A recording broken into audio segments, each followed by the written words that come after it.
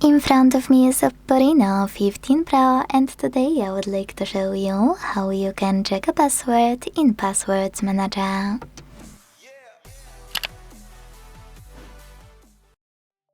Start by opening Settings and scrolling down to hit System and Update. Then hit Input Method and tap on Autofill for Google.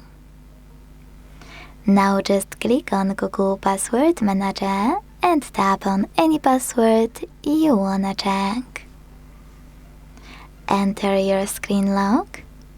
Tap on this eye icon and this way make your password visible. If it's too long, you can always hit Edit and check it here.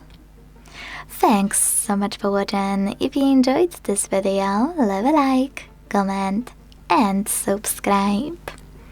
Bye!